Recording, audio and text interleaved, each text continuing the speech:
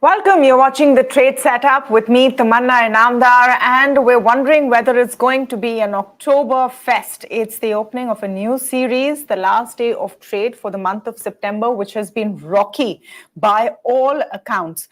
Will we see that fog sort of lifting and a better October with an entry into the festive season? Let me just quickly go through what we're going to focus on in the segment today, what the key highlights are, so to speak. So, of course, we'll be looking at what the new series is looking like it will pan out to be.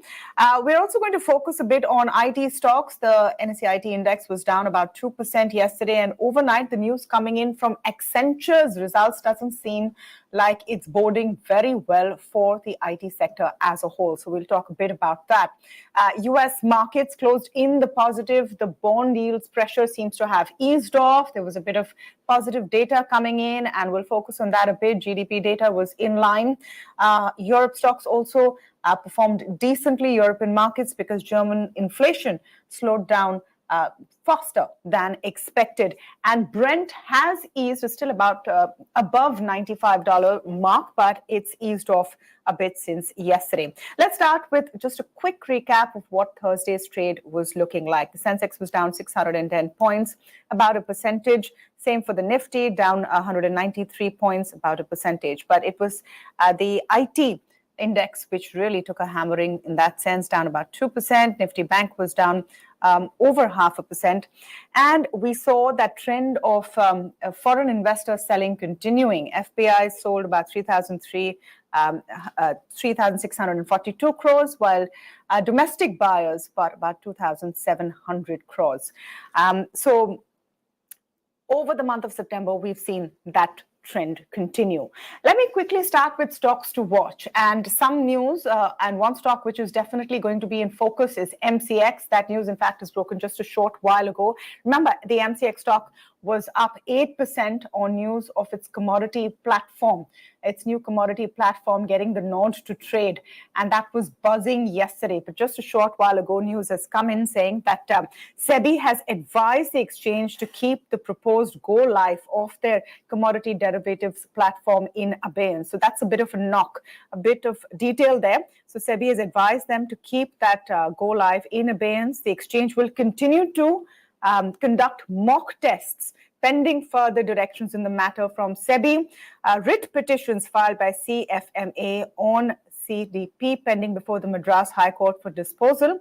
The exchange is ready and keen to go live as soon as permitted. So there seems to be a bit of a legal tangle coming in there on MCX's plans to go live. I talked about the IT index and IT stocks. They have been taking a bit of a beating, and the news that came in overnight from Accenture's Q4 numbers doesn't seem that great. Now, this is the largest IT company in the world, and they have lowered their guidance for FY24.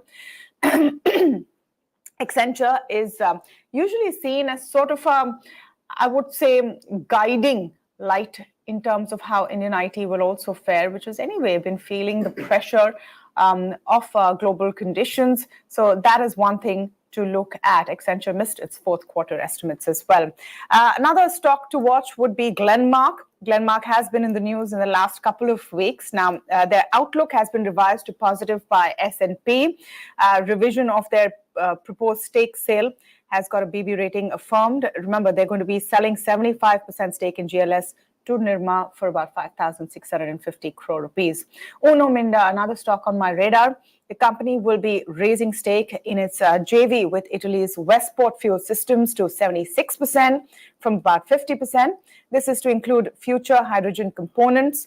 The joint venture is for sale of CNG, LNG, LPG components and kits to OEM. Happiest Minds, again, that stock was down about 4% because of block trades, and now we have details that it was the promoter, the founder and executive chairman, Ashok Sota, who sold about 13 lakh shares on Thursday, according to data that came in. He sold these at 879 a piece, and the stock was down about 4% yesterday. So interesting to see what happens there. Another stock we can talk about is Imami. The company will be acquiring 26% stake in Axiom Ayurveda, which sells beverages healthy beverages under the brand of Aloe Fruit. So that is a bit of an extension of a product line, and may be interesting to watch what happens with that stock. KIOCL, the company suspended its operations at Mangalore pellet plant due to non-availability of iron ore fines and other maintenance activities. Godrej Agravat also on the list. A strategic partnership has been inked with Sime Darby Plantation to secure supplies of oil palm seeds. Saregama, again, some news coming in there. They've acquired 51.82% stake in Pocket Aces Pictures for 174 crores, and they will acquire another 41% in the next 15 months at pre-decided prices. Tata.com, also a bit of news overnight. US-based Kalera expects its $100 million acquisition by the Tata Group company to be completed by October 5th. But it is also the start of the October series. And we saw a pretty, I would say, negative September series closing down finally yesterday. Agam is joining me for this segment. Agam, good morning. Good morning. Are we hoping for an Octoberfest? Right, so the jury's still out there, whether it's the bull or the bear who gets to drink more pints of beer in this Octoberfest. We spoke about this, and we spoke about the high likelihood of markets coming off and or consolidating, and that's exactly how it's played out, despite the fact that we had a previous session ending up with a green bar, and yesterday we opened higher and eventually closed lower than the previous day's close. So all these are indications that we are certainly not looking at any more strength going forward. When it comes to rollover data in the Nifty or the Bank Nifty rollovers, rollovers have been on the average side, but all these rollovers are indicating more pressure downwards, and a lot of these are towards the short side. Let's take a look at the Nifty rollover data as well. If I'm not mistaken, that stands at around well over 80%, around 86%, if I'm not mistaken. We're starting to see a slide there coming through. There you have, yeah, that's 86%. And pardon me, Nifty is at 76%, Bank Nifty futures, the rollovers at around 86%. In terms of the range too, we've seen the ranges move off to a certain extent. So the Nifty range now coming down between a 200-point range of around 19,500 to 19,700. And we're also starting to see a lot more open interest building up there as well. Moving on to the Bank Nifty, again, we're seeing that range is a relatively larger, but that index is also a little more volatile, which is why we're looking at an upside of around 46,000, which is once again unlikely to be taken out, at least over the next week or two. And on the lower end, it's 44,500. 44,500 is that mark which has been crucial over the last 5 months, because we've been moving in and out of that, and yesterday we saw that close below that.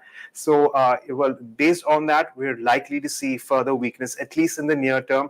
The real question is if there could be some recovery, and if there is a recovery, will we move into consolidation mode? But for now, at least as far as the upside is concerned, things look a little less likely as far as indices go.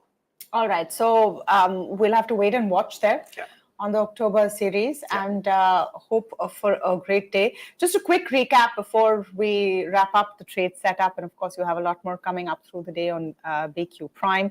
Things to look for: will crude continue to plague the Indian economy, by extension Indian markets, and specifically, certain sectors which get impacted with higher crude prices? Experts we've been speaking to think that this recent surge, which is because of a specific supply constraint in Oklahoma, will not be long-lived. It will ease off, so we can hope that happens. Global conditions, especially bond yields, fears of high interest rates, continue and persist as a long-term or a longer-range factor, but perhaps not specifically for domestic markets. Today, the big story perhaps will be how this October series starts. So thank you to all of you for joining us on the trade setup today, and stay tuned all day for a lot more on BQ Prime.